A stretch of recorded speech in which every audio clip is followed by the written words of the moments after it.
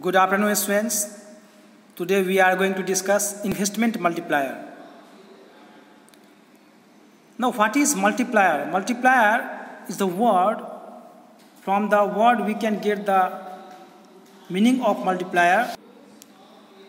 That any number which is multiplied and changes the initial value. So, in case of money and banking we discuss the deposit multiplier. वहाँ क्या होता था कि जो initial deposit bank में जमा होता था वो मल्टीपल हो जाता था. यानी कि यदि 1 रुपया जमा किया गया तो उससे बैंक जो है उसका multiple may be 5 times may be 10 times deposit को जो है लोन को क्रिएट कर लिया जाता था. तो उसी तरह से यहाँ पे इन्वेस्टमेंट मल्टीप्लायर है. So what is investment multiplier? Investment multiplier is the ratio of change in income to the initial change in investment expenditure. So change in income to the initial change in investment is known as multiplier. कि income में कितना change हुआ divide by investment में कितना change हुआ उसका जो value निकलेगा वो हो गया multiplier. So change in income divide by change in investment expenditure is known as multiplier. तो मल्टीप्लायर आपको वैल्यू देता है कि जो इन्वेस्टमेंट आप किए हैं उसका कितना मल्टीपल्स इनकम जनरेट हुआ. ऐसा पाया गया है कि यदि आप 1 रुपया को इन्वेस्ट कर रहे हैं तो उसका मल्टीपल्स इनकम जनरेट होता है. यदि गवर्नमेंट 1 रुपया इन्वेस्ट कर रहा है 1 करोड़ इन्वेस्ट कर रहा है तो हो सकता है कि 10 करोड़ इनकम जो है जनरेट हो जाए. तो ये एक मल्टीप्लाई एक मैजिक है.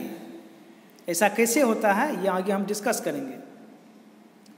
सो it means change in income that is delta Y is a multiplier of change in investment. It explains the number of times income increases decreases due to an increase decrease in investment. तो इनकम में कितना change हो रहा है वो किस number से मल्टीप्लाइड हो गया है ऑफ द इन्वेस्टमेंट. तो इन्वेस्टमेंट में जो एक नंबर मल्टीप्लाई होके आपको इंक्रीज होके इनकम बता रहा है तो जो मल्टीप्लाई हुआ जो नंबर वो मल्टीप्लायर हुआ. For example, if investment increases by rupees 5 crore and due to which income increases by rupees 20 crore, then multiplier would be k equal to delta y by delta I. मान लो कि investment जो है 5 crore increase किया गया यानी कि investment जो है 5 करोड़ हुआ और ऐसा देखा गया कि उससे जो है इनकम जो जनरेट हुआ वो 20 करोड़ जनरेट हुआ. 5 करोड़ इन्वेस्टमेंट से रुपीस 20 करोड़ जो है आपको इनकम जनरेट हुआ. तो मल्टीप्लायर कितना है तो हम लोग क्या देखे थे हम लोग कि multiplier is the ratio of change in income to change in investment. So K equal to delta Y that is change in income divide by delta I that change in investment. तो delta Y कितना है 20, delta आई कितना है 5 तो 20/5 कितना हो गया 4. तो यहाँ पे 4 क्या हो गया 4 यहाँ पे हो गया तो 4 हो गया multiplier. It means delta Y equal to K into delta I. और यहाँ से आप with the help of cross multiplication आप पता कर सकते हैं कि डेल्टा वाई कितना हो जाएगा के इंटू डेल्टा आई. के को यदि आप इस साइड ले आएंगे तो क्या हो जाएगा वो और डेल्टा वाई को इस साइड ले आएंगे या फिर डेल्टा आई को इस साइड ले आइए आप तो क्या हो जाएगा K into delta I equal to delta Y.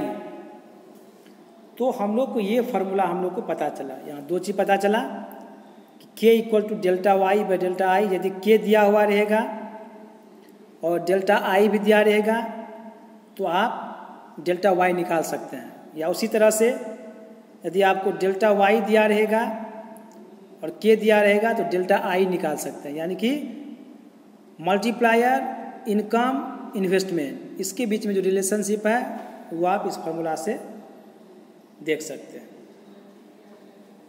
तो कितना हुआ इनकम में चेंज, डेल्टा वाई कितना हुआ, तो के इंटू डेल्टा आई। इन्वेस्टमेंट में जितना भी चेंज हुआ, इन्वेस्टमेंट जितना भी हुआ उससे के को मल्टीप्लाई कर दिए तो कितना हो गया, चेंज इन इनकम। तो इनकम कितना चेंज हुआ, डेल्टा वाई कितना हुआ, तो जो भी इन्वेस्टमेंट हुआ उसमें के से हम लोग मल्टीप्लाई कर दिए। तो यहाँ पे कितना था, यहाँ पे कितना था आपको मल्टीप्लायर कितना निकला, 4, मल्टीप्लायर 4 है। इन्वेस्टमेंट कितना है, 5 है। तो इनकम कितना हुआ, तो डेल्टा वाई इक्वल टू के है 4 इंटू इन्वेस्टमेंट 5 इक्वल टू 20। तो ये जो 20 वैल्यू निकला आप देख सकते हैं यहाँ पे इनकम 20 है। अब यहाँ पे देखिए इन्वेस्टमेंट जो है ₹100 का किया जा रहा है इकोनॉमी में, और जो निकल रहा है इकोनॉमी से वह ₹500। तो किसके बदौलत ये हो रहा है, ये हो रहा है मल्टीप्लायर के वजह से। और मल्टीप्लायर कहाँ पे वर्क करता है, इकोनॉमी के अंदर वर्क करता है। तो 100 डाल रहे हैं ₹100 और 500 निकल रहा है, ये आपको मल्टीप्लायर का मैजिक है। यहाँ पे आप जो है ये पिक्चर्स के द्वारा समझिए। सपोज करो कि ₹100 जो है इन्वेस्ट किया गया, गवर्नमेंट जो है मान लो इन्वेस्ट किया किस पे, तो इंफ्रास्ट्रक्चर पे, रोड्स बनाने पे, ब्रिजेज बनाने पे। तो ₹100 is distributed as wages, rent, interest and profit. तो ₹100 जो गवर्नमेंट इन्वेस्ट किया रोड बनाने पे, तो ₹100 जो है किसको दिया गया, लेबर को दिया गया, ठीक है, या फिर रेंट दिया गया, या फिर इंटरेस्ट दिया गया। यानी कि इसका जो है आपको जो मेन आइडिया यहाँ पे जो निकला, जो मेन कंक्लूजन निकला वो ये निकला कि यदि ₹100 इन्वेस्ट किया जा रहा है तो वो जो है बांट दिया जाएगा, उसको डिस्ट्रीब्यूट कर दिया जाएगा।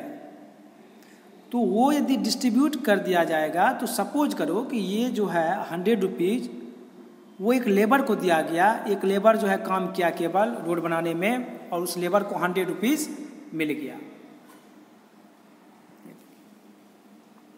तो चूंकि एक लेबर जो है वर्क किया, ₹100 जो है गवर्नमेंट इन्वेस्ट किया, और ₹100 जो है आपको लेबर को दिया गया, क्योंकि वही लेबर जो है आपको रोड को बनाया। तो ये ₹100 जो है क्या हुआ, इनकम हो गया, हुआ ना इनकम। किसका इनकम हुआ, ये उस लेबर का हुआ। लेबर का नाम क्या है, ये नाम है। तो ₹100 जो है ये इस लेबर का इनकम हो गया। क्यों इनकम हो गया, क्योंकि वो मुफ्त में पैसा नहीं लिया गवर्नमेंट से ₹100, वो काम किया है, वो अपना सर्विस दिया है, वो भर दिन जो है मेहनत किया है रोड बनाने में, तब जाकर उसको ₹100 मिला है। तो ₹100 गवर्नमेंट इन्वेस्ट किया था, लेकिन वो इन्वेस्ट जो है ₹100 एक के लिए क्या हो गया, इनकम हो गया। अब हर दिन वो काम किया तो उसको ₹100 आया। शाम में जब वो घर गया तो फिर वो क्या क्या देखते हैं, जब वो घर गया उसके पास में ₹100 था, लेकिन अब उसको जो है चावल दाल भी लेना है, सब्जी भी लेना है, ताकि वो खाएगा खाना। तो ₹100 में से क्या किया, ₹80 को खर्च कर दिया, ठीक है। इसको हम लोग बोलते हैं मार्जिनल प्रोपेंसिटी टू कंज्यूम के अनुसार यहाँ पे खर्च किया है। तो यहाँ पे आप देख सकते हैं कि यदि ₹100 में ₹80 को स्पेंड कर दिया, इसका मतलब क्या हो गया कि मार्जिनल प्रोपेंसिटी टू कंज्यूम कितना है, 0.8 है, 0.8 है, ठीक है। यानी कि ₹1 में ₹8 खर्च कर दे रहा है, यानी कि 80% वो खर्च कर देता है। ₹100 में ₹80 वो खर्च कर देता है। तो लेबर क्या किया, ₹80 जो है उसको खर्च किया, और बदले में वो गुड्स एंड सर्विस, चावल दाल वेजिटेबल्स ये सब ले लिया। तो वो किससे लिया, तो बी से लिया। बी नाम का जो है एक दुकानदार है, उससे जो है वो खरीदा। तो तो 80 रुपया जो बी के पास में आया तो बी जो है वो खुश हो गया, क्योंकि उसके दुकान पे एक भी कस्टमर नहीं आया था और ये ही आया। तो 80 रुपया अब क्या हो गया, 80 रुपया इनकम हो गया। 80 रुपया किसका इनकम हो गया, बी का।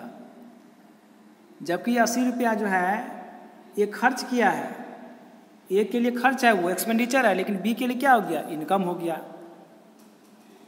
ठीक है, 20 रुपीज़ जो है ये अपना रख लिया। फिर क्या हुआ आगे देखते हैं। अब बी के पास जो दुकानदार जो था, जो शॉपकीपर था, उसके पास जो 80 रुपया आया,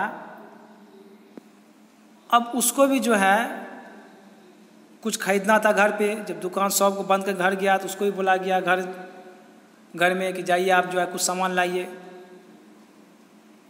ठीक है, स्वीट्स लाइए, मिठाई लाइए आप। 80 रुपया आप कमाए हैं, 80 रुपया आपका इनकम है।